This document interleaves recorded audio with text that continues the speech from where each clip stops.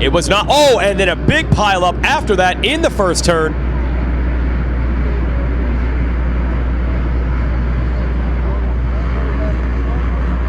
Ed Lee Walston is second behind Brownie as we try to figure out. Now we got a Kawasaki rider down on the outside of this corner.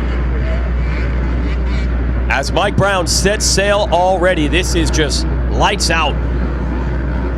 This is 4 crashes in 4 corners to start this race.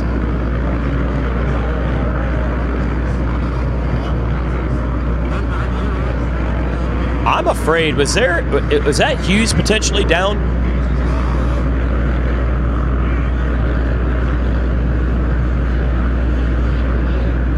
We got a rider finally up from the first turn and then riding over to the tree, and I think he's going to try to straighten the front end of that motorcycle out, the classic motocross technique.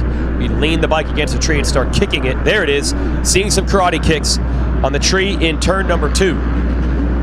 Okay, he did make it through.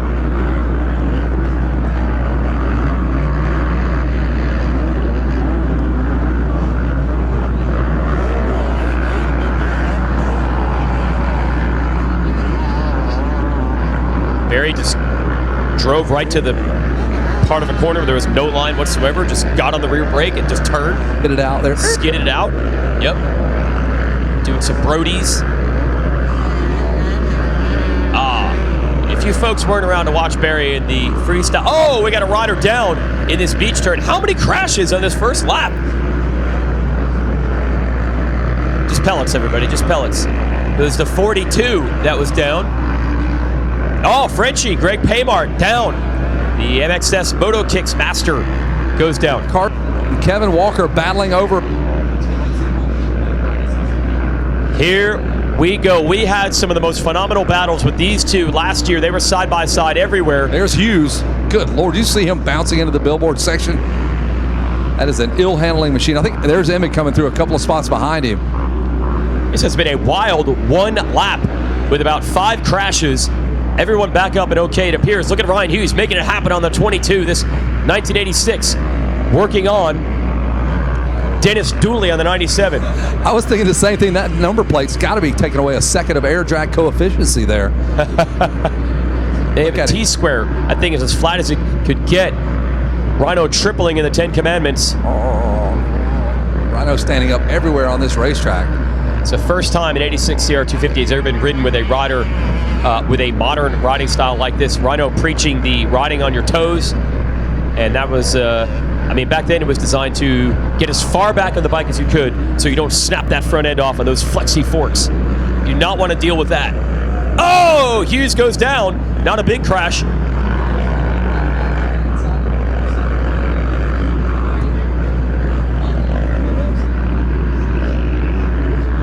Yeah, it was engineered for locked hips. They designed that bike around locked hips, and his hips are unlocked. The automatic electronic locking hip differential. Hipperential. You got a locking hipperential. Get Rhino just blowing by dudes. That was Gabe Gerardo, who we've seen on the podium multiple times at Loretta's through the years. Rhino getting right back on pace, then loses the back end in a rut, looks over. This is just fun to watch. I don't even know the running order of this race. There's been so many tip overs and falls and crashes. We'll give you the full rundown in a moment once the top 10 come through. There's Emig. There's Dooley on the 97. Well, Brown's been pretty consistent up front. He's looking for the 1-1-1 situation. Lee Walston is running second here in the Moto. Billy Fosnock in third. Kevin Walker, the 23, holding on to fourth. Barry Karsten in fifth now. Gregory Paymart actually in sixth. Aboard the 42, Jeff Emig in seventh. Dennis Dooley in eighth. Ryan Hughes ninth. Gabe Gerardo in the number 10 spot. Mike Brown making mincemeat of the competition as he was expected to do. The 49-year-old ready to drop a bomb on the competition in the 50-plus class next year. This year he had to try his hand at 25-plus. Came up a little short in that division. Great battle with Robbie Marshall, Heath Harrison, Jacob Baumert. Brownie was basically the fourth-place man, but in 45-plus, there is no doubt. Yeah, I was at the regional in Lazy River. He was there, And off to the side watching the whole day was Ezra Lusk. I'm like, dude, you going to get in on this? He goes, I really want to do this. Uh-oh. Please bring Yogi back to the ranch. It's been a long time since I we've seen actually his heard face. from someone that Yogi is here. Low profile. Yeah, I heard he was hanging out with a buddy. Not here for publicity. You're just having fun with his buddy. Yeah, I believe that's what was going on in this class too. Here we go. Barry Karsten and Jeff Emig having a duel. I cannot believe I'm saying these words. And Kevin Walker just in. No. Yes, this is just combinations you would never expect. And Emig able to make the move. So that will put Emig just behind Walker. So Karsten was ahead of Walker. Walker got Karsten back. Karsten beat Walker in a couple of motos earlier in the week. You pretty much can count on if you see Walker, you'll see Karsten and vice versa. They're always close. Check out the lap time of 1:58 for Mike Brown. That's just not fair. That is super, super quick. Not playing there, Mike Brown. 2:08. Only 10 seconds a lap quicker. 10 seconds a lap. Lee Walston in third. You got all these ex-pros, big names. Kevin Walker, the most successful rider in the history of this event. Straight up. Lee Walston is beating those guys. He is in second. Emig taking the measure of Walker now. 50 just some pebbles right at Kevin Walker's face. Oh, yeah, Walker actually had to look off to the side to avoid the roost. Oh, he's looking at his wife. She was blowing him a kiss at that very moment. Really wanted to read that pit board. I love you too, Tracy. Walker in that customary straight back riding style. You don't need even numbers on Walker or Karsten spikes. You can recognize them by the way they ride. Same with Emig. He's got that classic Jeff Emig style. Yep. Factory, as always. Ryan Hughes has kind of evolved his riding style when he had his lips medically unlocked, or however he did that. Yeah. Oh, okay. He literally went to the doctor, they cracked his hips in half, put a new ball joint in there, and where he can unlock the hips.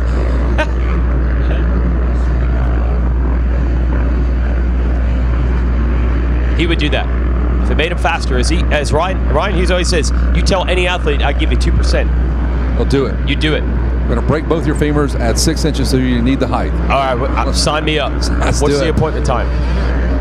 So Walston is second. Fosnacht is third. There's Fosnacht on the green, number 13. And this cavalry is coming. Emig, Kevin Walker trying to stay with him. Walker and Karsten, they literally steer the motorcycle. They just come into the corner. They decide, here's where I'm going to turn. Yeah, it's like a bus. They got that knob on the steering wheel. Spinning that thing around. Yep. Big wide steering wheel. I'm going to stop here. I'm going to turn the handlebars, and then I'm going to pivot the motorcycle. There's no flowing through the corners. No. It's not lean angle. It's not dragging the bar. It's stop, turn the handlebars, get on the gas. And there's Ryan Hughes. He's had a wild first couple of motos here. He's just a few spots behind Emig and the rest of the gang. Ryan Hughes in 7th place, just behind Karsten. Brown, Walston, Fosnacht. And then behind Fosnacht, who's had some great runs this week, up on the podium multiple times, is the Emig-Walker battle. And now Hughes getting in on it. There's Mike Brown. It's over, everybody. As soon as Mike Brown signs up, if Mike Brown signs up for your class, you are in trouble. You got second already, at best. He wasn't quite able to beat the riders literally not half his age, but just about half his age. He was 49 and a 25 plus. Oh, Emig's all over Walston. 3 riders in the 10 Commandments at once. Fosnacht to the outside, Walston in the middle. Look at this! And it's Jeff Emig making 2 for. Is that like a scene out of On Any Sunday? Like 3 bikes, just 3 guys just having fun, riding side by side.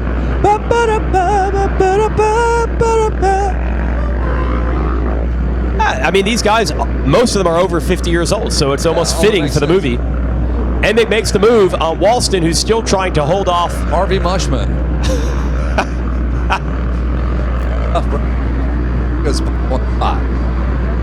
So that's Fosnacht, and then where is Hughes? He would be the next in line. Oh, Hughes is actually going to be battling with Walker. Look at Bad Billy Fosnacht on the outside. Through the sand rollers. Got him. Fosnacht making the move on Walston. Walston trying to come back. The outside over here just and that CR250. You here in just a moment to hit this freeway. He is just.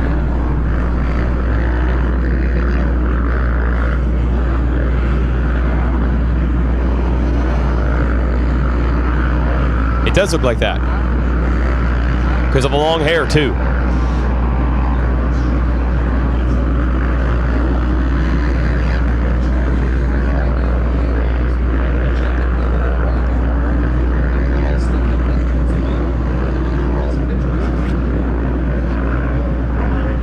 It's really one of the great experiments to see.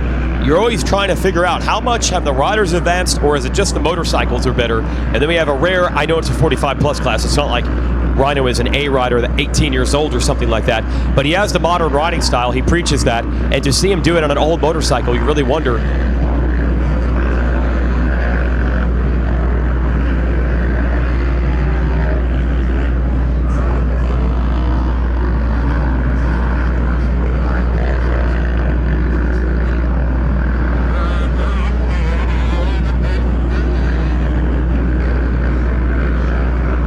Another rider to watch, Keith Johnson, finally into the top 10. Was looking at second overall in the class, but right now Emig has turned the tables on him. I'm not sure if Johnson had a bad start or was down and shoot, what? There were 5 crashes on the first lap. We had pileups everywhere.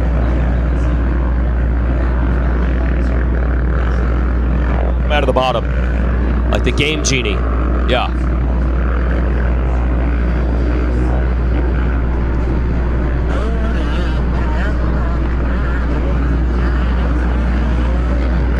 Yes, Fosnocht and Walston are about to have company. Can Rhino get it up on the podium?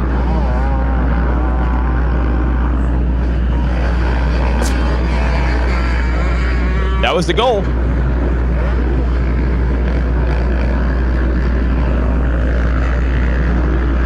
Up and over that. No, he couldn't clear it.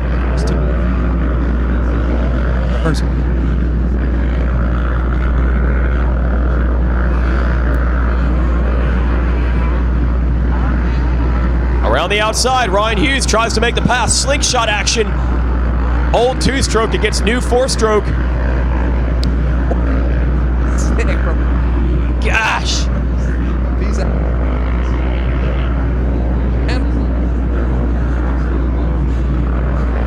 Oh, that still hasn't settled.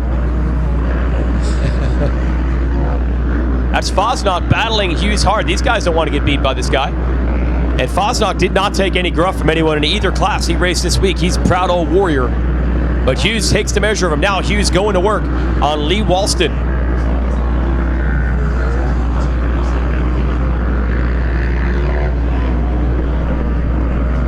He hit the bottoming cones of the forks is what he hit.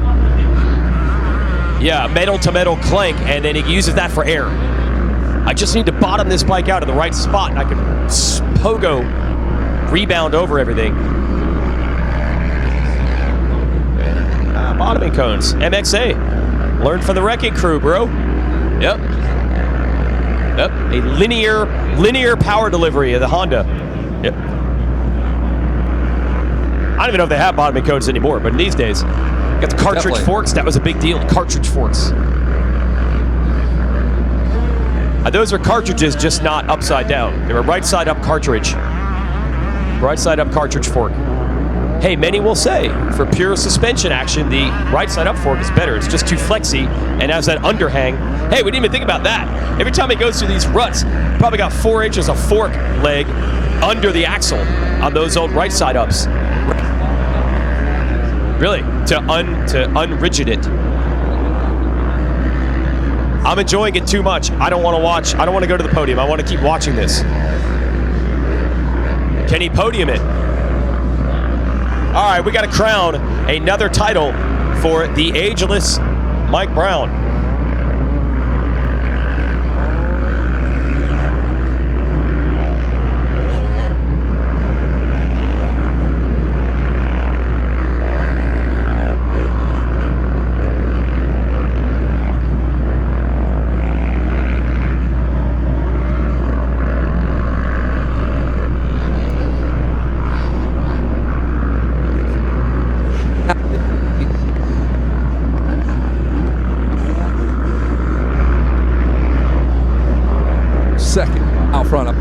It's got to be the big lead. We have a full minute between himself and Jeff. He's finally backed it down to a 2:02. You've done your job here, Mike Brown. Another 1-1 score for Mikey Brown. Up and over the big double jump. Right up big sweeper, and we should a flag.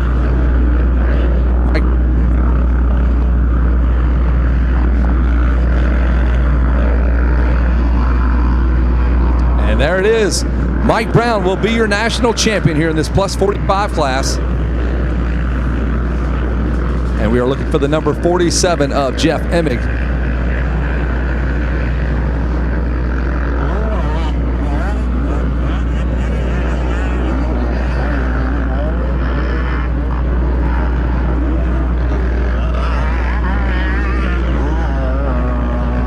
Our second place rider, third place rider to come through.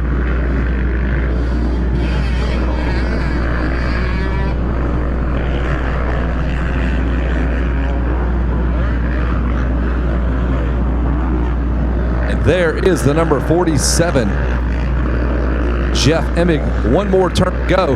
Ryan Hughes has him in his sights too, but unfortunately he's going to run just out of time. 2 strokes finish. Really great to have these guys here. Jeff Emig, second.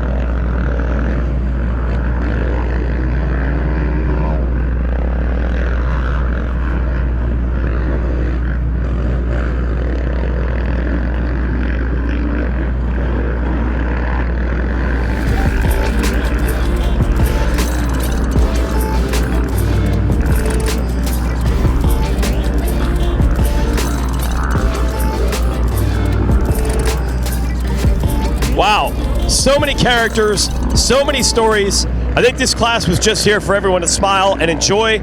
Yes, it is serious. Mike Brown doesn't take anything not seriously, but it's not life-changing experiences for these guys who have been there and done it like it would be in the mini-cycle classes and the Pro Sport B and Schoolboy, where they're looking at the next stage of their career. These guys have already had that. This is just for fun. They take it seriously, but you got to smile through every bit of it. But it was a serious beating that Mike Brown put on everybody. Let's just be honest about it. Your national champ with a 1-1-1 sweep. Let's hear it from Mike Brown. Everybody talks about, hey, I want to have fun racing. I just want to have fun on my motorcycle. Do you have fun, or are you just out there hammering everything every day? You seem like one of the most serious, gnarly guys I've ever met. Do you have fun, or is it just go faster, work harder? No, I do have fun. If I didn't, I wouldn't be here for sure. No, but it is. I still take everything too serious for sure. I know I do. That's what the kids say when I'm training with, but that's the only way I know. I'm brought up that way. I keep it that way. I think that's why I'm still trying to compete with these kids. Yeah. But I think I'm getting smarter now. But no, it's good. It's been a good week, and that 25 plus, I came. Looks like a lot unprepared. Thought I was better, but I wasn't, and. Yeah, I'll be back again. Either I can ride 50 next year. I want to do the 25 just to keep me training and keep me motivated for the older classes. If I don't, I'll just stay in the older classes and, go less and less, but I don't want that.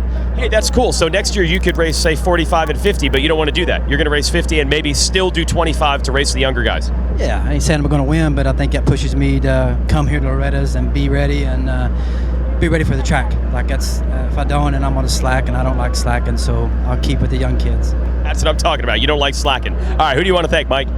Racing, FXR, Rockstar, Husqvarna, Dunlop, Henson, FMF, Dub Wheels, Pro Taper, Alpine Star, Oakley Goggles, 6D, and Mechanic Matt, Brad, Rob, my little buddy Braden, all these guys, man. It's seems like it take a lot to get the old guy here, but it does. And I'm got a full-time job like the other guys in my classes, and getting a bike ready and stuff. And I'm at the track all day from 8 to 5 mostly, and don't really feel like riding. But these guys got my back and got me ready, and thanks to all them people.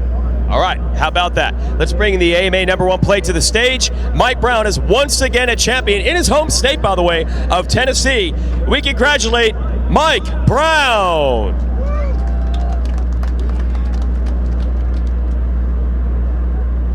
Good stuff all around in this class. We've got so many things. You can do some champagne in a moment, but go cool off if you want as we talk to our second and third place finishers. Jeff Emig, a great effort. Going to end up just shy of titles this year, but always fun to have all these guys back. So with a silver, and I believe it's going to end up second overall. I'm not sure how far Keith Johnson was able to get late in the race. Let's hear it for our runner-up, Jeff Emig.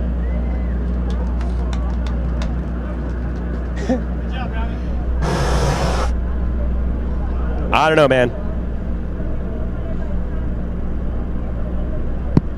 All right, we'll be back in a second.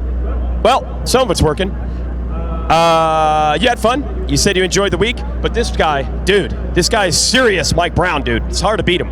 Yeah, it is, and you know, I knew I put myself at a little bit of a deficit off the start by choosing to ride a 150.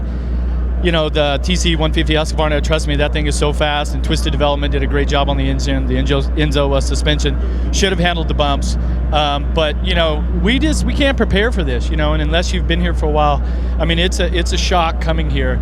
And I will say that race, I felt maybe the most relaxed coming into it as opposed to the other races. I was all balled up. And still, like, off the start, I got swallowed up. Keys went down, a bunch of guys went down. And so it's like, here we are, bad start again, you know. And I'm just not accustomed to starting that far back, you know. In my career, I've been fortunate enough to be up front. And so it was a whole new experience.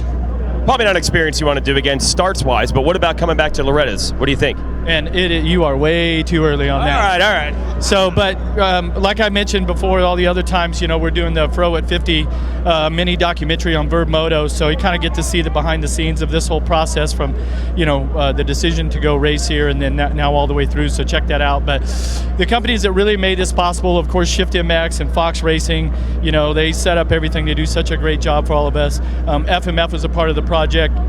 ODI grips, of course, the Emig Pro grip, Rhino Power, and Irenic CBD. There's a whole host of other sponsors and people that really made it happen. But I do have to give a round of applause to my mechanic, BJ Burns from Emig University.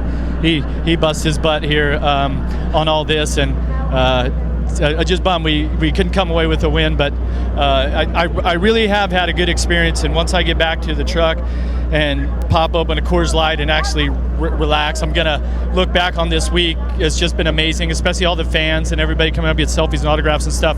Man, I really appreciate all the outpouring of support, and I hope that us old guys could give you guys some good racing entertainment. Oh, you sure did. Let's hear it for him, Jeff Emig. And from a bike that we did not even think would be able to compete, and he somehow not only raced it, they fixed it. I don't even care. We'll just bring the bike up here anyway. Why not? We're going to bend some rules because the bike is as much of a story as its rider. Ryan Hughes did it. He got it on the podium on the 86 CR250. Let's hear it for Ryan Hughes. I don't even care. What the heck? It's late in the week. Okay, first of all, I have this technical question. What is it like to have a modern riding style, which you preach, on an old bike? Is it weird? It doesn't work. So, well, kind of the feet and the things like that work, but you got to learn to ride this thing differently when you're trying to send it. I'm learning to, I didn't ride it till the first time was practice on Monday. So I've been trying to figure it out, and each time we've had a new setup or something break or something different, so I'm trying to learn it. This last moto, I started to learn it a little better. Actually, you got to slow down. You got to ride out a little bit higher gear. The bike was so slow, I was trying to override it. And then I would stop too much, and then I'd try to gas it too much, and there was no momentum. And I was starting to use some more momentum. I'm like, oh, okay, this is how it works. More like a 500. So, yeah, you just have to learn how to ride it. I mean, this is a different bike, and it was a lot of work, and you have to put your mindset into being able to accept that challenge. And man, it's a workout trying to get against these 450s on this thing. But I just want to thank everybody. I want to thank Davey for allowing me to come out here and do this. I want to thank everybody for cheering me on. I want to thank everybody for being so excited about something we did. I want to thank the whole crew here with MX Sports. You guys do a good job, man. You guys do a good job, and it's good. So thank you guys. All you parents that bring all the kids out here, you guys work just as hard as us. I want to thank you guys for that, because I see the passion in you guys, but I can't do it without these guys here. This is the team that I did it. These guys worked for 35 hours and busted their ass. So again, thank you so much. Let's hear it for Ryan Hughes. That's